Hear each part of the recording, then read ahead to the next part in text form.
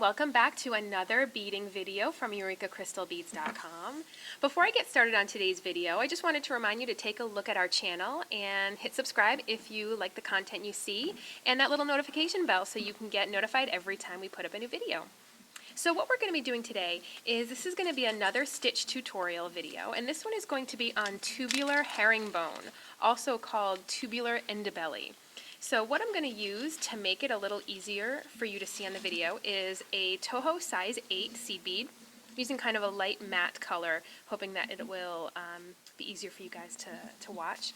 And I'm also going to use a doubled Fireline 4-pound. The reason really is just because for video purposes, so I can make sure that you guys can see what I'm doing. I have my little shears here that I used to cut my Fireline, like that, right there. And I'm also going to wax it. This is going to help my two lines to stick to each other and also help with tension. So I'm just going to drag my Fireline right through my wax. And then of course make sure to take off any excess by running it between my fingertips. Okay. So there's a couple of different ways that you can start Ndebele or herringbone, both tubular and flat. We'll do flat in another future video. I'm going to show you the easier of the two ways, which is that you start with some ladder stitch. So I'm going to start by picking up 2 beads, bringing them to the end. I'm just using a fairly short piece of Fireline just for the sake of the video. I'm going to circle back up through the first one. I'm going to bring it down so that way they sit side by side, just like that. And then I'm going to go down through the new one. I'm going to pick up 2 more. I'm going to circle back through the one I'm coming out of. Oop, I'm sorry, I'm not supposed to pick up 2 more. I'm supposed to pick up only 1 more. I don't know what my head was thinking, so let me just take off that last one there. Okay, so I just picked up the 1 more. I'm going to circle back through the bead I'm coming out of. Just kind of pop it down there into place so it's sitting next to the one that I just came out of. And now I'm going to circle back up. If I was using single Fireline, I would loop back through again each time I do a stitch to keep it tighter, but the doubled Fireline really means that I won't have to do that. And I'm going to pick up another single bead, loop back through the one coming out of. Our goal is to have a little chain here, an even number of beads long. My goal is going to be 6 beads. I'm going to go down the new one, pick up 1 more, loop back through, kind of pop it down into place there. You can see we have 5 beads now. I'm going to loop back up through them, so I'm coming through the end bead, and I'm going to add the last one. And again, I typically wouldn't be using this dark Fireline with such a light bead, but this is just for the sake of the video so you can see more clearly what I'm doing. And then end by going down through my end bead. So I have a little chain here. Now I'm going to bring this into a circle, and I'm going to go up the bead that's on the other end, and then loop back around. This way I kind of sew my chain with a little loop of thread into a circle. It may not always sit in a perfect circle right now, but that's okay. But either way, you want to have that even number of beads in your little circle, or in this case it's sort of like a little triangle. Alright, now to start my Ndebele, I'm just going to come back up 1 more, just so my working thread is on the opposite side as my tail, opposite side of the beadwork as my tail. And I'm going to pick up 2 beads, and I'm coming up through the first bead. I'm going to go down the next bead in my circle. And whether you go around your circle clockwise or counterclockwise, it's up to you. Whatever feels more comfortable. Once you obviously pick a direction, you'll stick with it. And now, so I was coming up from the first bead, I picked up 2 beads, I'm going down the second bead, and now I'm going to go up the third bead. And you can see that those 2 beads I added, they sort of sit a little bit of a V. That's what you want. That's sort of the signature look of herringbone. Pick up 2 new beads. I'm going to go down the next bead. Oops, I'm going to stick myself with the needle. You see that you get that little V, and I'm going to go up the next bead. So I'll basically be adding 3 pairs of beads. Coming up from one, I'm going to go down the next after having picked up 2 new. So this is what you have here. Your little circle has 3 sort of little branches coming out, or prongs, however you want to think of it, and each one is sort of capped off with 2 beads that are sort of sitting at a little bit of a V angle. Now, to start my next row, I'm going to go up the 2 beads of the next little tree here. So that's the bottom base bead, and then the first little V'd bead right above it. And now I am set up to start my next pair. So it's going to be picking up 2 beads. I'm coming up from the top of the V. I'm going to go down the first bead of the other side of the V. You can see they sit at that nice little V shape again. And then to get myself over to the next tree, I'm just going to go up the top of the next little tree here. And you'll see what happens is I get a little stitch of thread in between the 2. That sort of will start to keep these little prongs or these little trees together. Pick up 2 more. I'm coming up from the top of the tree, and I'm going to go down the top bead of the other side of the little tree.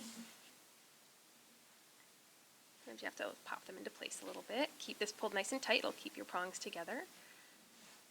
I'm going to go up the top bead of the next tree. Pick up 2 beads. And then down the other side, just down the 1 bead. Again, sometimes you have to pop it into place a little bit.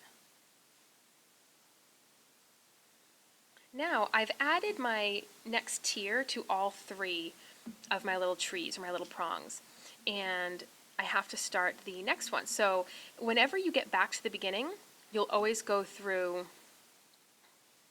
the top 2 of the first tree that you're starting again. So essentially I'll be adding 2 new beads, going down 1, up 1, 2 new beads, down 1, up 1, and then 2 new beads, down 1, up 2. So it's always that when you get back around, you're going to always go back up the last 2. So I'm going to do a couple more rounds, and then I will check back with you in a minute.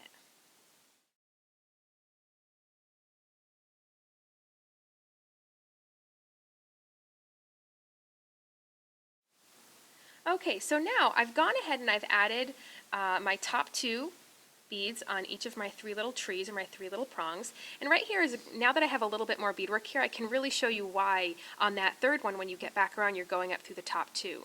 So basically you have little stitches of thread that are holding all of your prongs together as you build them.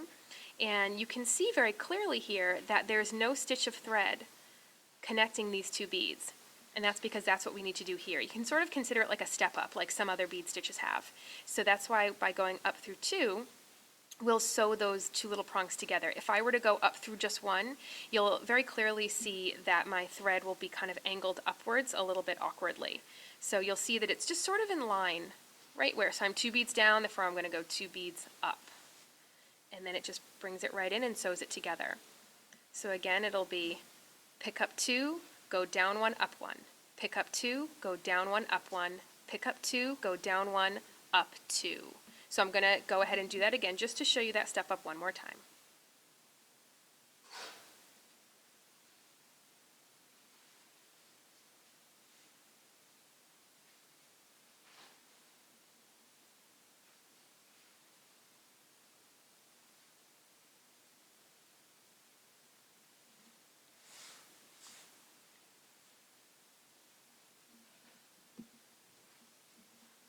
Now you can see right here, another good indicator that you only have to go up 1 is there's a stitch of thread on the row below. So again, you just want to create the next stitch of thread up. So if you look at the rows that you've previously done, you'll see where the last stitch of thread was. That's connecting your 2 little trees, your 2 little prongs. So that tells you that the bead you need to go into is the one that's lined up with the next empty space up. So this was still working on the current row, so I only had to go up through the 1.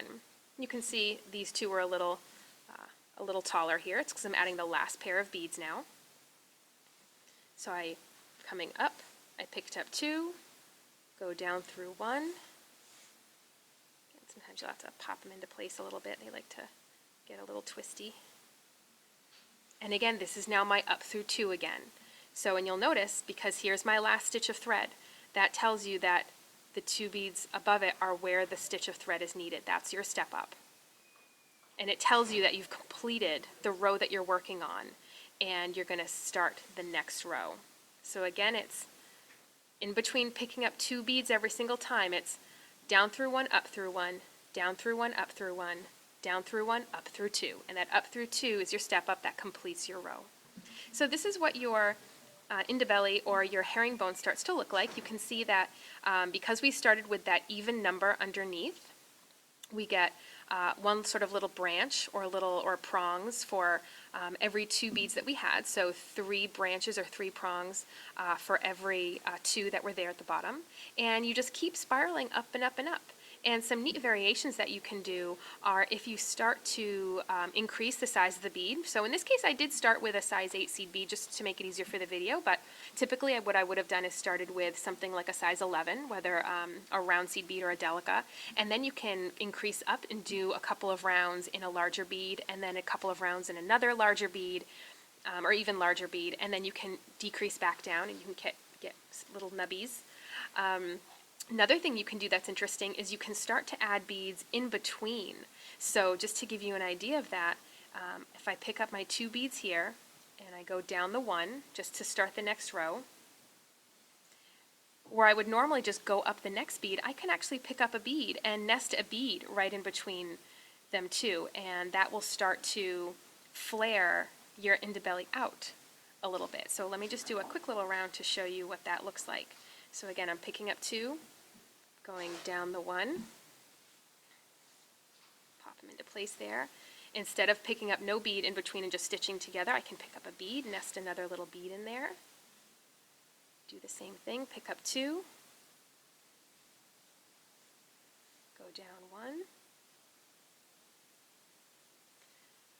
nest a bead in there, and again, because we're completing the row, look for where that last stitch was, and that tells you where the next stitch above needs to go. So this is actually my up through 2, completing the row. So you can see how it starts to look. You can open it up and you could start to add even more beads in between, or different little fun variations with size. So this was a great little, again, just a bead stitch tutorial on tubular Ndebele, also called tubular herringbone, and in a future video we will do a stitch tutorial on the flat version of this as well. So that's it for now, folks. Bye.